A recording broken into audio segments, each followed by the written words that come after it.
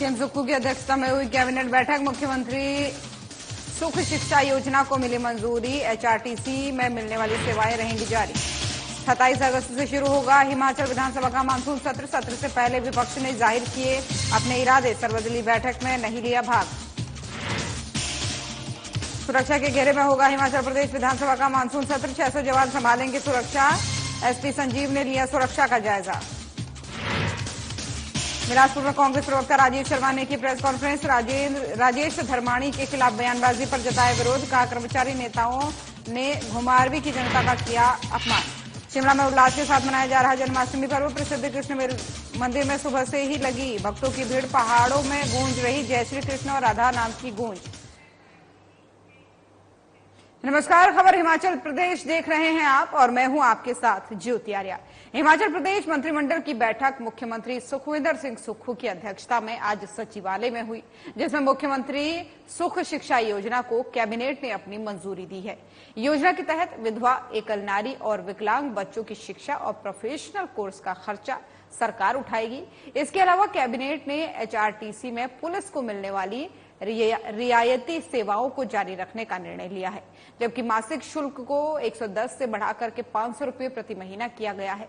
इसके अलावा कैबिनेट ने जो है स्कूलों में पहली कक्षा में दाखिले के लिए 6 साल के आयु सीमा में 6 महीने की वन टाइम छूट देने का निर्णय लिया है। वहीं मंत्रिमंडल के निर्णयों की जानकारी देते हुए हर्षवर्धन चौहान ने बताया कि 15 अगस्त की मुख्यमंत्री की घोषणाओं को कैबिनेट ने मंजूरी दी है, जिसमें देहरा में जल शक्ति विभाग का सर्किल कार्यालय, जल शक्ति विभाग का खड्ड हरोली में सब डिवीजन खोलने को मंजूरी दी गई है।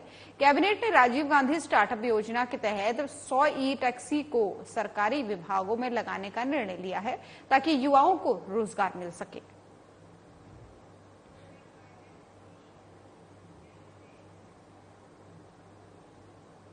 और हिमाचल प्रदेश विधानसभा का मानसून सत्र कल मंगलवार यानी 11 बजे से शुरू होने जा रहा है।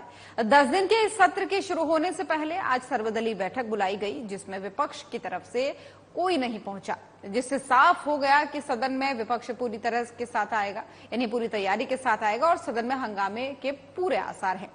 सदन में कुल 936 सवाल आ चुके हैं, जिसमें 640 तारांकित जबकि 296 अतारांकित हैं।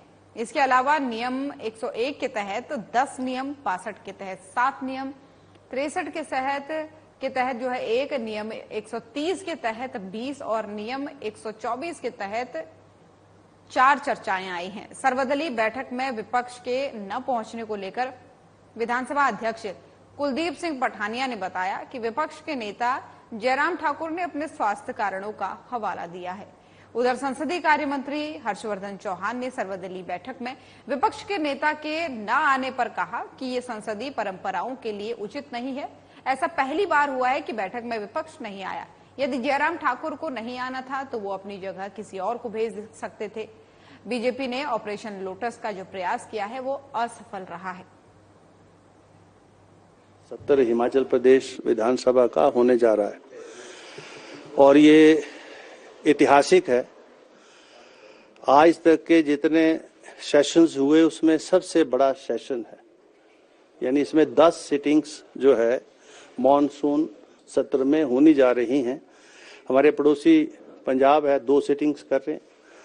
हरियाणा तो इलेक्शन में जा रहा है और नजदीक के जितनी भी विधानसभाएं हैं आपने देखी होंगी, मॉनसून सत्र होलिये कई जगह होने वाले हैं। यानी हम लोकतंत्र प्रजातंत्र में पूरी तरह से विश्वास रखते हैं और हम ये मानते हैं कि ये जो सदन है वो चुने हुए प्रतिनिधियों का स्थान है, लोकतंत्र प्रजातंत्र का मंदिर है। आज जो है आदरणीय अध्यक्ष हिमाचल प्रदेश विधानसभा कुलदीप पठानिया जी द्वारा जो है विधानसभा सेशन शुरू होने से पूर्व जो है परंपराओं के अनुरूप जो है सर्वदलीय बैठक जो है आज बुलाई गई है, जिसमें विस्तृत रूप से जो है हमने चर्चा की है कि विधानसभा का सेशन किस तरह से स्मूथली चले। और ये क्योंकि ये परंपरा है, विधानसभा से पहले स्पीकर साहब जो सर्वदलीय मीटिंग बुलाते हैं और सभी पक्षों के लोग, चाहे सत्ता पक्ष है, चाहे विपक्ष है, चाहे निर्दलीय है, वो सभी विधायकों को ये परंपरा रही है मीटिंग में आते हैं, पार्टिसिपेट करते हैं, अपनी बात रखते हैं, मगर दुर्भाग्यपूर्ण है कि आज भारतीय जनता पार्टी की तरफ से कोई भी जो है इनका सदस्य इस सर्वदलीय मीटिंग में नहीं आया है।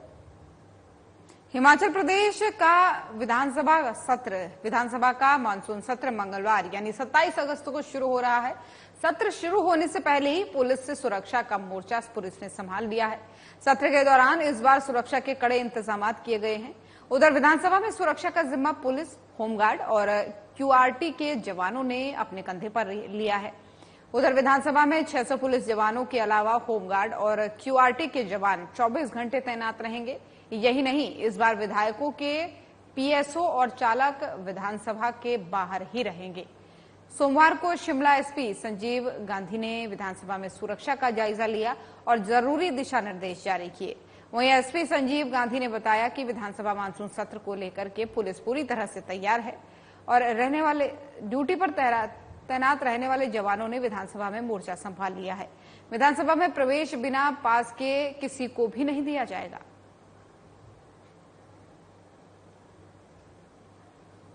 सुरक्षा और यातायात संचालन के जितने भी जो बेसिक प्रीमाइस हैं विधानसभा सत्र के लिए जिस प्रकार से किए जाते हैं, उनकी पूरी तैयारियां कर ली गई हैं। सुरक्षा जो है उसमें 3 टायर सिक्योरिटी सिस्टम जो है यहाँ पर एक्टिवेटेड रहेगा, जिसमें जो डिस्ट्रिक्ट पुलिस की जो रिस्पॉन्सिबिलिटी रहती है उसको हम पूरी तरह से निर्वहन करेंगे। और 6 कंपनीज की डिप्लॉयमेंट इस सत्र में की जा रही है, जिसमें क्यूआरटीज एंड स्पेशल एक्शन ग्रुप और जो यातायात के लिए भी जो विशेष प्रबंध किए जाने चाहिए उस प्रकार से प्रबंध किए जा रहे हैं। विधानसभा में बेसिकली जो हमारा सिक्योरिटी का ध्येय है उसमें कि जो ऑथोराइज्ड लोग हैं, जो प्रॉपर्ली ड्यूली ऑथोराइज्ड है, जिनके पास एंड परमिट्स हैं, उनको ही प्रवेश। और बिलासपुर में घुमारवीं कांग्रेस प्रवक्ता राजीव शर्मा ने प्रेस कॉन्फ्रेंस की है। इस दौरान उन्होंने कहा कि कुछ कर्मचारी नेताओं ने शिमला सचिवालय के बाहर हिमाचल प्रदेश सरकार में मंत्री राजेश धर्माणी के खिलाफ जो मनगढ़ंत और साजिश के तहत जो बयानबाजी की है उसका बिलासपुर जिले के घुमारवीं ब्लॉक कांग्रेस विरोध कर रही है। उन्होंने कहा कि इन कर्मचारी नेताओं ने ये अपमान सिर्फ मंत्री राजेश धर्माणी का ही नहीं बल्कि घुमारवीं की जनता का भी अपमान किया है। साथ ही उन्होंने कहा कि हिमाचल प्रदेश की सरकार प्रदेश के हर कर्मचारी की मांग को पूरा करने के लिए कांग्रेस हमेशा उनके साथ है और हमेशा साथ ही रहेगी। ये कर्मचारी नेता पता नहीं किसकी तरफ से बयानबाजी कर रहे हैं। कर्मचारी नेता माफी मांगे, अन्यथा उनके ऊपर मानहानि का दावा किया जाएगा। दिनों हिमाचल प्रदेश सचिवालय में जो सचिवालय कर्मचारी संघ के कुछ तथाकथित नेता थे,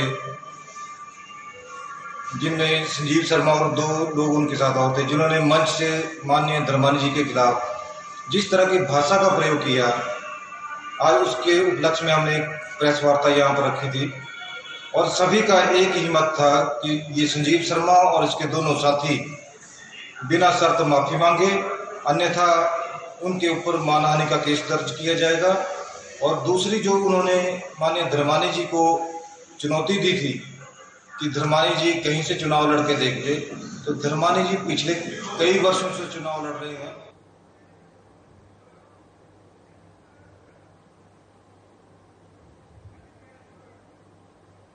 तो बिलासपुर से खबर आपको बता रहे हैं, जहां पर कांग्रेस के प्रवक्ता राजीव शर्मा ने प्रेस कॉन्फ्रेंस की है। प्रेस कॉन्फ्रेंस करते हुए यहां पर उन्होंने कई सारी बातें कही। आपको बता दें कि कांग्रेस के प्रवक्ता है राजीव शर्मा, उन्होंने प्रेस कॉन्फ्रेंस की है। और देश भर में आज बेहद हर्ष और उल्लास के साथ जन्माष्टमी का त्योहार मनाया जा रहा है। हिमाचल प्रदेश की राजधानी शिमला में भक्तों की आस्था का केंद्र कृष्ण मंदिर में कृष्ण जन्माष्टमी की धूम है। पहाड़ों पर जय श्री कृष्ण और राधा नाम की गूंज है। शिमला के पहाड़ जय श्री कृष्ण के नारों से गूंज रहे हैं। शिमला के प्रसिद्ध कृष्ण मंदिर में भी सुबह से ही कृष्ण भक्तों की भीड़ लगी हुई है। भक्त लंबी लंबी कतारों में लगकर भगवान श्री कृष्ण के दर्शन कर रहे हैं। सनातन धर्म सभा के महासचिव सुमन पाल दत्ता ने बताया कि सुबह से ही भक्तों की दर्शन करने के लिए भारी भीड़ लगी हुई है। इससे पहले शुक्रवार को शोभा यात्रा निकालकर भगवान कृष्ण ने सभी भक्तों को आशीर्वाद दिया। यहाँ मंदिर में सभी व्यवस्थाएं पूरी की गई हैं। उन्होंने सभी भक्तों को श्री कृष्ण जन्माष्टमी की बधाई भी दी। श्री सनातन धर्म सभा पिछले 135 वर्षों से श्री कृष्ण जन्माष्टमी का पर्व बड़ी श्रद्धा से, बड़ी आस्था से, बड़ी भावना से, बड़े प्यार से, बड़े उत्साह से मनाती आ रही है। अभी परसों हमने शहर में नगर कीर्तन था, शोभा यात्रा थी। शोभा यात्रा का मैं जिक्र करना इसलिए जरूरी चाहता हूं क्योंकि शोभा यात्रा में श्री ठाकुर जी की सवारी जो है पूरे बाजार में जाती है। ठाकुर जी स्वयं सभी लोगों को वहां जाके आशीर्वाद देते हैं और इसके साथ भगवान जगन्नाथ जी का रथ भी जो है पूरे दिन बाजार में रहा। पूरे शहर को बहुत अच्छी तरह से सजाया गया, हर जगह अल्पाहार की व्यवस्था थी। आज सुबह से ही श्री जन्माष्टमी का पर्व बड़ी धूमधाम से मनाया जा रहा है। मंदिर परिसर को, बाजार को बड़े सुंदर तरीके से सजाया गया है। लोगों को किसी भी तरह की सुविधा ना हो इसलिए सुबह से ही लाइनें लग रही हैं। हमारे पिछले वर्षों का अनुभव है कि यहाँ 15 से 20 हजार लोग जो है दर्शन करने आते हैं। सभा प्रबंधन का पिछला पूरा।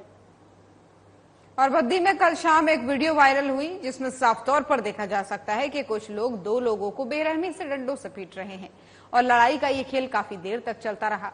लोग वीडियो बनाते रहे लेकिन किसी ने भी बीच बचाव नहीं किया और लड़ाई तब जाकर खत्म हुई जब एक ने मौके पर ही दम तोड़ दिया और पुलिस मौके पर पहुंची तो दूसरे को पीजीआई पहुंचाया गया। जानकारी के मुताबिक मृतक, जिनका नाम राहुल राय है, जो पंचकुला का रहने वाला बताया जा रहा है, गांजा बेचने का काम करता था और उस समय भी गांजा सप्लाई कर रहा था और पैसों की लेन देन को लेकर के दो पक्षों में आपस में विवाद बढ़ गया और विवाद आपसी लड़ाई में तब्दील हो गया। और वीडियो में साफ दिखाई दे रहा है कि किस तरह कुछ लोग दो लोगों को बुरी तरह से डंडे से पीट रहे हैं और उन्होंने दोनों को इतना मारा कि एक ने मौके पर ही दम तोड़ दिया, दूसरे को पीजीआई रेफर कर दिया गया। सरेआम दो पक्षों में आपस में इतनी देर तक लड़ाई चलती रही और पुलिस को खबर तक नहीं हुई और देखने वालों ने भी उनको छुड़ाने के लिए जहमत नहीं उठाई। इससे कहीं ना कहीं पुलिस प्रशासन पर भी सवालिया निशान खड़े हो रहे हैं। वहीं एसपी का मामले में कहना है कि कुछ लोगों के खिलाफ मामला दर्ज कर लिया गया है और आगे की कार्रवाई फिलहाल पुलिस कर रही है।